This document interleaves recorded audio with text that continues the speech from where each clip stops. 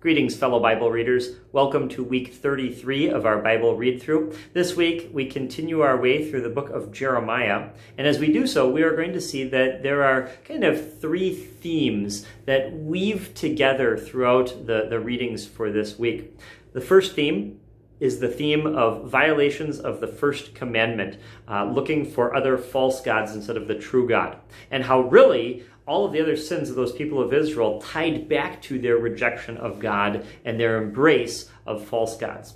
The second theme that we will see is the theme of the rejection of the Lord's word and those who speak that word by the people of Jerusalem. And then finally, the third theme that we will see again and again throughout this week is the theme of the Lord restoring a remnant from that city of Jerusalem. So let's get to the details for each day as we look at the readings.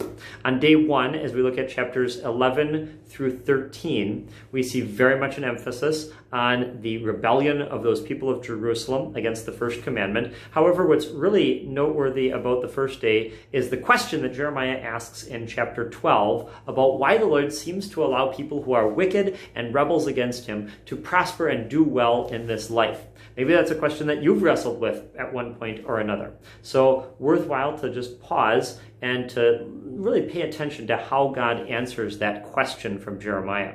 Then on day 2, as we look at chapters 14 through 16, in chapter 16, you'll want to pay special attention to the reference there to the return of the exiles from Babylon. Here is where we start to have built up this theme of the Lord preserving and restoring a remnant from that people of Judah.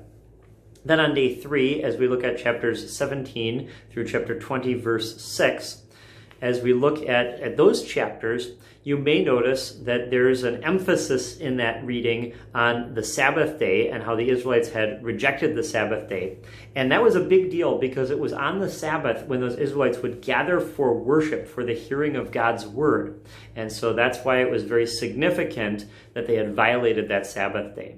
Then on day 4, as we look at chapters 20, verse 7 through chapter 22, it might be helpful to review the final couple of kings for that kingdom of Judah.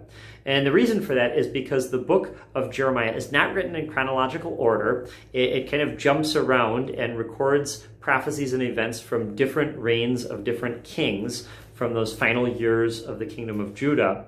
And especially when you get into chapters 21 and 22, there are references to a number of those kings. And so it might be worthwhile to kind of have clear in your own mind how those kings connect to each other chronologically.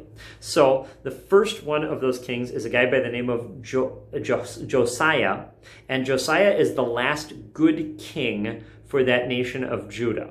Josiah is killed in battle with the Egyptian ruler, Pharaoh Necho.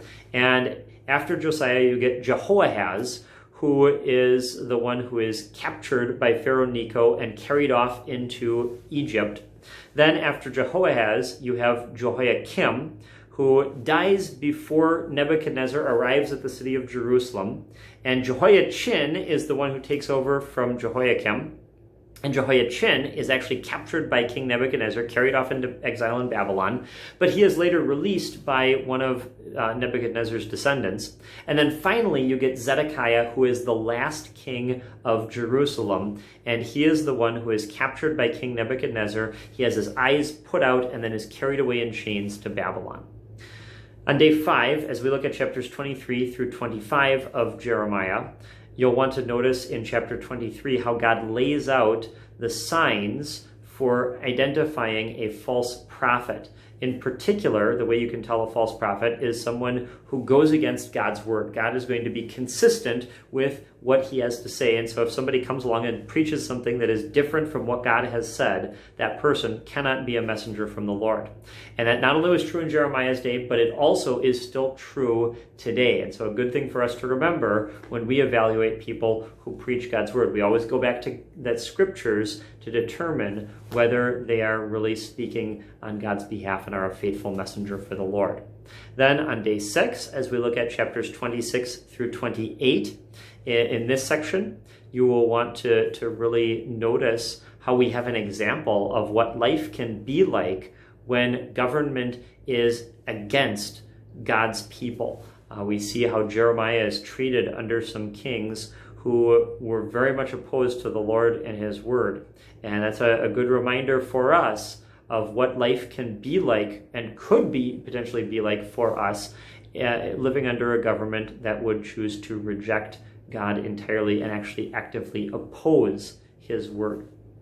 Then finally, on day 7, as we look at chapters 29 through 31, we want to notice especially how in these chapters that theme of a remnant being restored and brought back, it gets to be a rather dominant thought in those chapters. And so God really holding out the hope of a restoration for those people of Judah. That's all for this week. We'll see you next week.